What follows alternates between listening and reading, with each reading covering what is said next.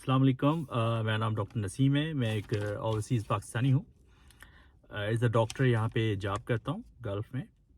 तो ये कुछ इम्पोर्टेंट चीज़ें मैं आपको बता देता हूँ। पहले भी मैं कुछ वीडियोज़ में बता चुका हूँ। डॉक्यूमेंट्स वेरिफ़िकेशन की जो प्रोसेस है पाकिस्तान के अंदर, अ, उसमें सबसे इम्पोर्टेंट जो चीज़ है, मैं आप अगर बेटर ये होगा कि आप चीज़ें सारी अपने पास नोट कर लें, ताकि क्योंकि बहुत सारे दोस्त पूछते रहते हैं। तो उसमें सबसे इम्पोर्टेंट जो चीज़, सबसे पहले आप अपने मैट्रिक एफएससी की जो सर्टिफिकेट्स हैं और उसकी जो मार्कशीट है, वो अपने बोर्ड से साइन स्टैम्प होंगे। और उसके बाद आईबीसीसी कराची, और उसके बाद एजुकेशन डिपार्टमेंट ऑप्शनल है, अगर आप करना चाहते हैं तो करवा लें, बेटर है। वरना अगर नहीं भी कराएंगे तो भी इट्स ओके। फिर ministry of foreign affairs, simple words MOFA.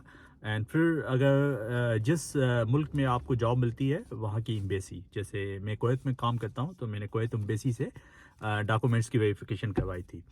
उसके बाद आपके पास जो डिग्रीज़ है, जो यूनिवर्सिटी की डिग्री है, सीपीएसपी की है, वो अपने रेलेवेंट यूनिवर्सिटीज़ से वहाँ से स्टैम्प साइन होंगे। और जो भी वेरिफिकेशन होगी वो और बैक साइड पे होगी।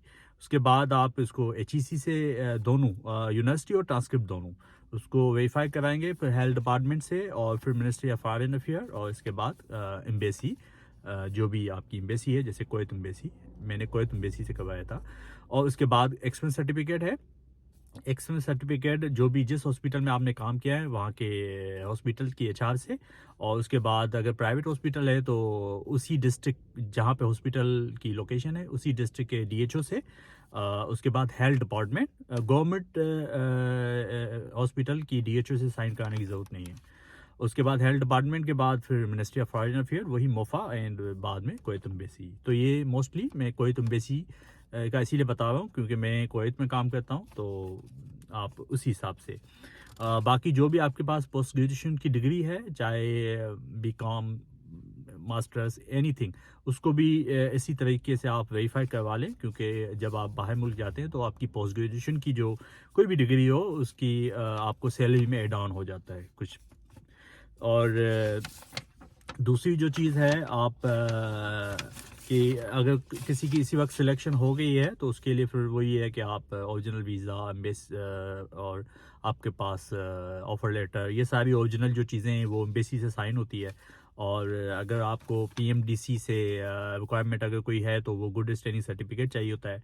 ये सारी जॉब मिलने के बाद है। और पुलिस क्लियरेंस भी आपका बाद में होता है जब आपको जॉब मिल जाए। और फिंगरप्रिंट्स होते हैं, फिर मेडिकल क्लियरेंस होती है, और ये सारे मोफा से साइन होते हैं। मोफा के बाद वो एम्बेसी से भी साइन होते हैं।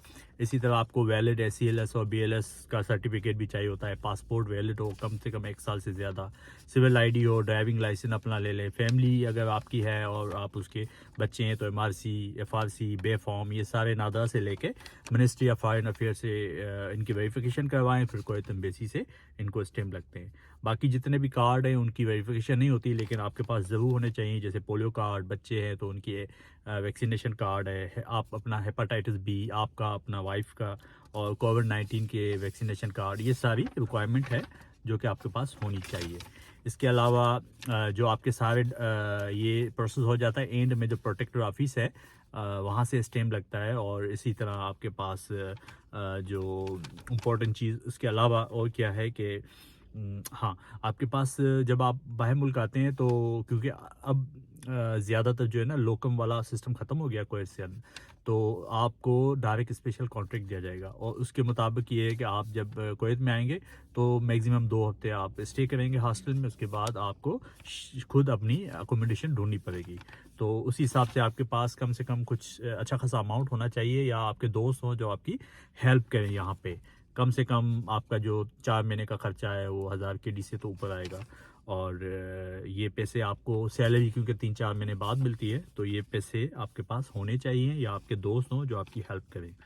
اور جب بھی آپ یہاں پہ آئیں تو اپنا جو بھی آپ کو آفر لیٹر ملا ہے اس پہ جو آپ کی ڈیزگنیشن ہے اس کے حساب سے اپنا اسٹیمپ بنوا کے آئیں. اسی طرح باقی جو چیزیں ہیں جو میڈیکل فیلڈ کے میں آپ کو چاہیے ہوتی ہے, اسٹیتھوسکوپ ہے یا اس طرح کی چیزیں, وہ بھی آپ اپنے ساتھ لے آئیں تو بیٹر ہے. آئی گلاسز ہیں جیسے, وہ بھی لے آئیں تو بیٹر ہے, کیونکہ اسٹارٹ میں یہ ساری چیزیں آپ کو بہت ضروری چاہیے ہوتے ہیں اور یہاں پہ بہت ایکسپینسو ہو جائے گا آپ کے لیے چیزیں لینا. اور بچے ہیں تو ان کی ویکسینیشن کارڈ وہ میں نے پہلے بتا دیا آپ کو. اس طرح اگر بچے کا ویکسینیشن کارڈ ہے تو وہ ڈی ایچ او سے سائن بھی کروا لیں.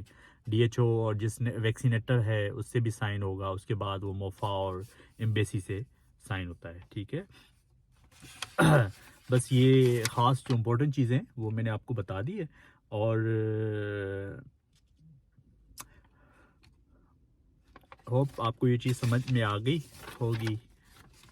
باقی کوئی سوال ہو, کوئی چیز رہ گئی ہو, اگر آپ پوچھنا چاہتے ہیں تو آپ مجھے اس پہ کمنٹ کر سکتے ہیں. اور میری اس ویڈیو کو لائک کریں, فارورڈ بھی کریں, اپنے دوستوں کے ساتھ شیئر کر دیں, تاکہ وہ دوست خاص طور پہ جن کی سلیکشن ہو گئی ہے کویت کے اندر اور وہ اب آنا چاہ رہے ہیں یا ابھی ان کا پروسیس چل رہا ہے, خاص طور پہ یہ ان کے لیے بہت اچھا ہے. باقی وہ لوگ جو آنا چاہتے ہیں ابھی ان کی سلیکشن نہیں ہوئی ہے تو ان کو چاہیے کہ وہ اپنا process ministry of foreign affair تک کر لے. مطلب منسٹری آف فارن افیئر سے تک جتنا بھی پروسیس ہے, جتنی ویریفیکیشن ہے وہ آپ کروا سکتے ہیں.